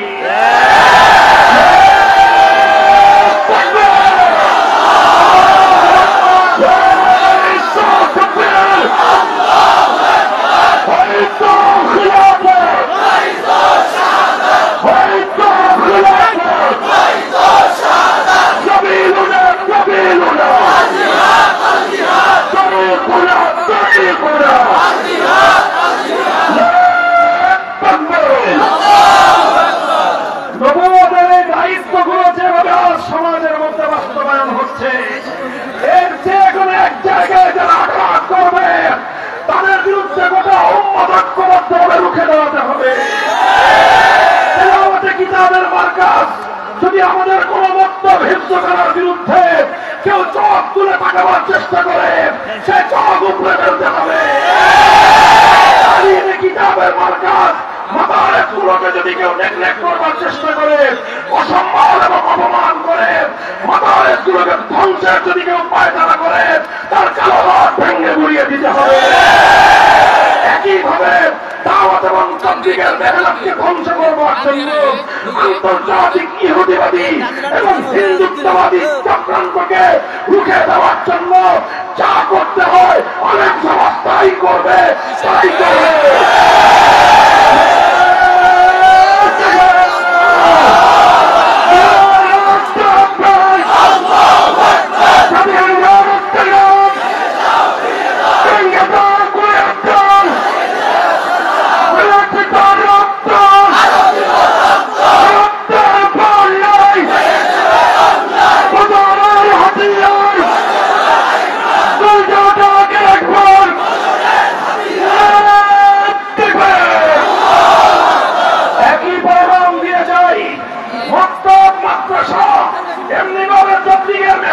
হেফাজত করার জন্য যেভাবে এবং মুসলিম জাতিকে সচ্চার এবং সজাগ থাকতে হবে, একইভাবে যারা আল্লাহর জমিন থেকে ইসলাম কায়েমের রাজনীতি বন্ধ করতে চায়, আল্লাহর দ্বীন বাস্তবায়ন করার, ইসলামী হুকুমত কায়েমের, ইসলামী রাজনীতি সঞ্চালন করতে চায়, তাদের বিরুদ্ধেও অল আউট অ্যাকশনে নামতে হবে। অল আউট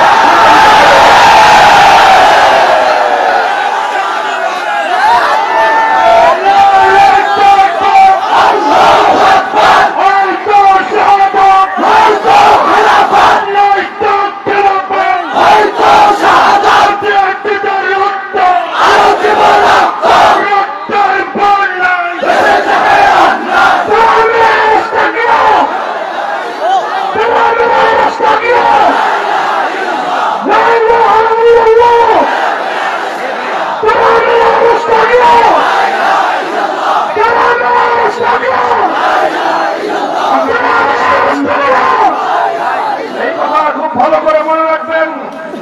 মতো ফ্যাসিবাদী স্বৈরাচারী ফ্যাসিবাদী সরকার স্বৈরাচারী যুগের নব্যগ্রহণ ভিনদেশী ক্রীড়াবাদ ভারতের কৃতদাসী এই আওয়ামী দুঃশাসনের সবচেয়ে বড় অন্যায় সবচেয়ে বড় জুলুম যেটা ছিল সেটা হলো এই তারা কোরআন সুন্নাহ বিরোধী কোন আইন তৈরি না করবার প্রতিশ্রুতি দিয়ে মদিনা সনদ অনুযায়ী রাষ্ট্র পরিচালনা করবার অঙ্গীকার করে ক্ষমতায় আসবার পর বারবার তারা আল কোরআনের রাজনীতি বন্ধ করবার ফায়দা চালিয়েছে। যারা ইসলামী সমাজ ব্যবস্থার কথা বলে যারা ইসলামী রাজনীতির কথা বলে তাদের ত্রুটি চেপে ধরবার চেষ্টা করেছে। ফ্যাসিবাদের বিরুদ্ধে যারা লড়াই করেছে সর্বাগ্রে রক্ত যারা দিয়েছে তারা হলো হেফাজতে ইসলামের 17 জনের বীর শহীদানরা। এই ফ্যাসিবাদের বিরুদ্ধে দ্বিতীয়ত যারা রক্ত দিয়েছে তারা 2021 সালে মোদী বিরোধী আন্দোলনে হেফাজতে ইসলামের নেতৃবৃন্দ কর্মীরা। তৃতীয়ত যারা রক্ত দিয়েছে তারা জুলাই আগস্টের 2000 বিপ্লবীরা। কাজেই মনে রাখতে হবে শাহাদাতের যে রক্তের মাধ্যমে আল্লাহর জমিনে দেওয়া হয়েছে তার সবচেয়ে বেশি রক্ত দিয়েছে দেশি ইসলামপন্থীদের, সবচেয়ে বেশি রক্ত দিয়েছে আল্লাহ নবীর সৈনিকেরা, সবচেয়ে বেশি রক্ত দিয়েছে মাদ্রাসার ছাত্র শিক্ষকেরা। সুতরাং এই আগস্ট বিপ্লব পরবর্তী বাংলাদেশে যদি কেউ ইসলামী রাজনীতির ব্যাপারে ইসলাম কায়েমের আন্দোলনের ব্যাপারে কোন ধরনের কটূক্তি করবার দুঃসাহস দেখায় তার চিন্তা ছিঁড়ে ফেলতে হবে।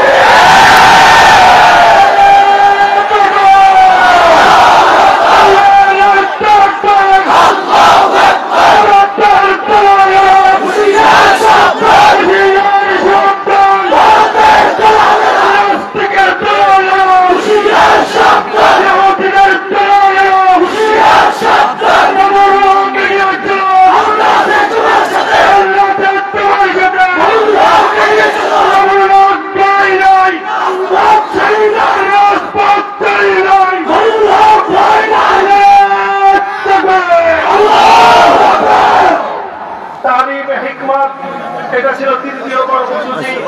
আজ বর্তমানে এই তালিমে হিকমতের জন্যই দাওয়াত এবং তাবলীগের মেহনত সহিহ নাহজের উপর জারি থাকতে হবে। তালিমে হিকমতের উদ্দেশ্যেই মজলিসে দাওয়াতুল হকের কাজ চালু থাকতে হবে। আর এই তালিমে হিকমতের বিশাল একটা অধ্যায়ের জন্যই ইসলামী রাজনীতির চর্চা থাকতে হবে। ওলামায়ে কেরামকে বলবো প্রত্যেকটা মেহনতের জন্য যেভাবে মাদ্রাসাগুলো তার ফারিদের মধ্য থেকে মেহনত করলে ওয়ালা সাথী তৈরি করেন, ঠিক একইভাবে মেধাবী আলেমদের মধ্য থেকে প্রতি বছর অন্তত কিছু আলেম আপনারা ইসলামী রাজনীতির জন্য তৈরি করেন। যদি সেটা আমরা করতে না পারি জাতিকে নেতৃত্ব আমরা দিতে পারবো না। সেটা যদি আমরা করতে না পারি আল্লাহ পয়গম্বরের আদর্শের সমাজ আমরা করতে পারবো না। মুহতারাম হাজিরিন, আখেরি পয়গাম নবীর সর্বশেষ কর্মসূচি হলো ওয়ায়ুযাক্কিহিম, তাজকিয়া। তাজকিয়া নিয়ে লম্বা আলোচনা নাই, শুধু একটা কথা। তাজকিয়ার অর্থ আমরা শুনি আত্মশুদ্ধি। আসলে প্রকৃত তাজকিয়া কাকে বলা হয়? প্রকৃত তাজকিয়া হলো ওই যে 4 দফা কর্মসূচি। 1 নম্বর ছিল কোরআনের তেলাওয়াত, 2 নম্বর ছিল তালিমে কিতাব, 3 নম্বর ছিল তালিমে হিকমত। অর্থাৎ 1 নম্বর কোরআন তেলাওয়াত করা, 2 নম্বর কোরআনের মর্ম বুঝানো, 3 নম্বর হলো কোরআনের আমলি মস্ক করা, কোরআনকে প্র্যাকটিক্যাল আমলের মাধ্যমে বাস্তবায়ন করা। আর 4 নম্বর হলো শুধু আমলের মধ্যে বাস্তবায়ন করেই কোরআনের প্রতি মুমিনের দায়িত্ব ক্ষান্ত হয় না, বরং সর্বশেষ দায়িত্ব হলো যেই কোরআনকে তুমি তেলাওয়াত করলা, যেই কোরআন তালিমের মাধ্যমে তুমি তার অর্থ মর্ম ব্যাখ্যা বুঝলা, তালিমে হিকমতের মাধ্যমে সেই কোরআনকে তুমি আমলে পরিণত করলা, এবং তাজকিয়ার মাধ্যমে সেই কোরআনকে তুমি তোমার আখলাক এবং চরিত্রে পরিণত করো।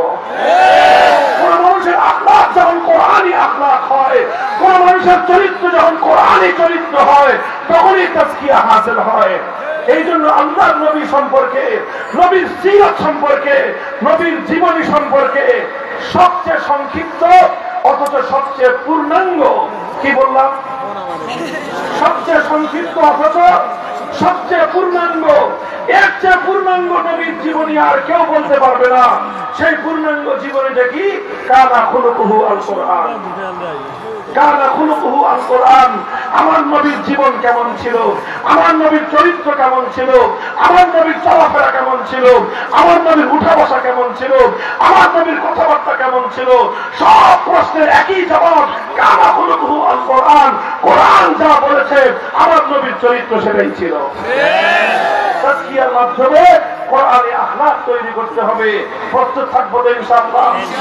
এই তাজকিয়ার মাধ্যমে উম্মতের মধ্যে কোরআনে আখলাক পয়দা করার জন্য উলামায়ে হাক্কানি, মাশায়েখে ইকরাম তারা তরিকতের মেহনতের নামে, তাসাউফের মেহনতের মাধ্যমে, খানকাহি মেহনতের মাধ্যমে উম্মতের মধ্যে আজও কোরআনে আখলাক পয়দা করবার চেষ্টা তারা করে যাচ্ছেন। এই সবগুলো মেহনত আমার আর তোমার মেহনত, কথা বলো ঠিক না বেঠিক? এই সবগুলো মেহনত নবীওয়ালা মেহনত, কথা বলো ঠিক না বেঠিক? তেলাওয়াতে কিতাব এটাও নবীওয়ালা মেহনত, তালিমে কিতাব এটাও নবীওয়ালা মেহনত, তালিমে হিকমতের জন্য দাওয়াত তাবলীগ এটাও নবীওয়ালা মেহনত, তালিমে হিকমতের জন্য দাওয়াতুল হক এটাও নবীওয়ালা মেহনত, তালিমে হিকমতের জন্য ইসলামী সিয়াসত এটাও নবীওয়ালা মেহনত, তালিম তাজকিয়ার জন্য খানকাহি মেহনত এটাও নবীওয়ালা মেহনত। পূর্ণাঙ্গ কর্মসূচি যদি আমরা বাস্তবায়ন করতে পারি, পূর্ণাঙ্গ ইসলামী সমাজ কায়েম হবে। রাজি আছেন? রাজি? প্রস্তুত থাকবেন তো ইনশাআল্লাহ? শুধু কথায়, শুধু কথায় না কাজে। কাজে যদি করতে হয় কখনো মাথার ঘাম পায়ে ফেলতে হবে। মেহনত করবেন তো? কখনো হাতে অন্ধকারে আল্লাহর দরবারে সেজদায় লুটিয়ে পড়ে চোখের অশ্রু নাজরানা দিতে হবে। চোখের অশ্রু ফেলে আল্লাহর কাছে কান্নাকাটি করবেন তো? এরপরে আসবে যখন ঘাম দিয়ে অশ্রু দিয়ে চূড়ান্ত মাকসাদ আসবে না, চূড়ান্ত সফলতা যখন আসবে না, তখন প্রয়োজন হলে প্রয়োজনে বুকের শাহাদাতের রক্ত দিতে হবে। শহীদ ঈদগাহে জামায়াত হওয়ার জন্য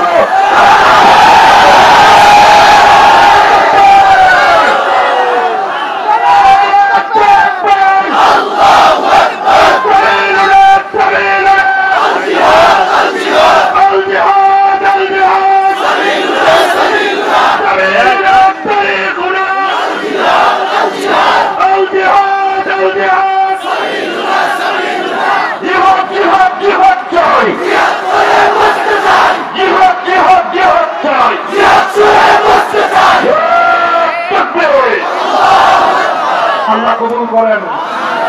এগুলো শুধু মুখের কথার কথা, শুধু জোরের কথা, শুধু মাঠে ময়দানের কথা না, এগুলো শপথ আর অঙ্গীকার। বলেন শপথ আর অঙ্গীকার কার সাথে? কার সাথে? কার সাথে?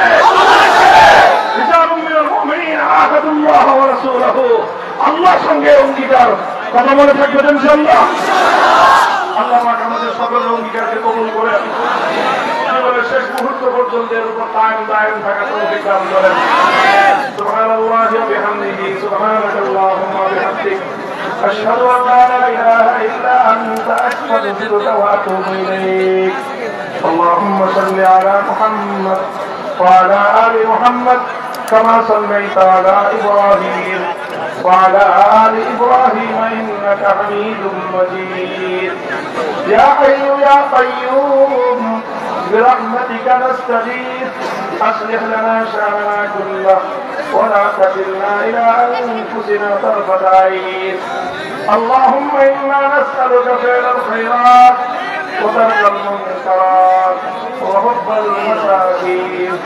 إله العالمين رب العالمين اللهم بالمجمع আপনি কবুল ফরমান। আল্লাহ আমাদের জীবনে আপনি কবুল ফরমান। ইয়া আল্লাহ পরিপূর্ণ দ্বীনি মেহনতের রূপরেখা পয়গম্বরের ইয়া আল্লাহ নমুনার উপর আমাদেরকে আমল করার তৌফিক ইনায়াত ফরমান। আল্লাহ আমাদের এই মাতৃভূমি, জন্মভূমি, আমাদের এই ভূখণ্ডের প্রতি যে মাটিকে আল্লাহ আপনি ইসলামের ঘাঁটি হিসেবে কবুল ফরমান। ইসলামের বলকে বাধা করে দিন, কালিমার ঝান্ডাকে আমরা আপনি সমুন্নত করে দিন। আল্লাহ প্রত্যেক বক্তা ইয়া আল্লাহ দাওয়াত এবং তাবলীগের মেহনত, আল্লাহ সিয়াসি মেহনত, খানকাহি মেহনত, সমস্ত মেহনতগুলোকে আল্লাহ আল্লাহ পয়গম্বরী নকশার উপর মুহাম্মাদী নকশার উপরে আল্লাহ পরিপূর্ণভাবে বাস্তবায়ন করার তৌফিক দান ফরমান। আল্লাহ আমাদের সমস্ত নেক আমলগুলোকে কবুল ফরমান, সমস্ত গুনাহ খাতা মাফ করে দিন। اللهم ارحم أمة محمد صلى الله عليه وسلم اللهم اغفر أمة محمد صلى الله عليه وسلم اللهم تجاوز عن أمة محمد صلى الله عليه وسلم ربنا اغفر لنا ولوالدينا وللمؤمنين يوم يقوم الحساب ربنا هب لنا من أزواجنا وذرياتنا قرة أعين واجعلنا للمتقين إماما وصلى الله تعالى على خير خلقه محمد وعلى آله وأصحابه أجمعين سبحان ربك رب العزة عما يصفون وسلام على المرسلين والحمد لله رب العالمين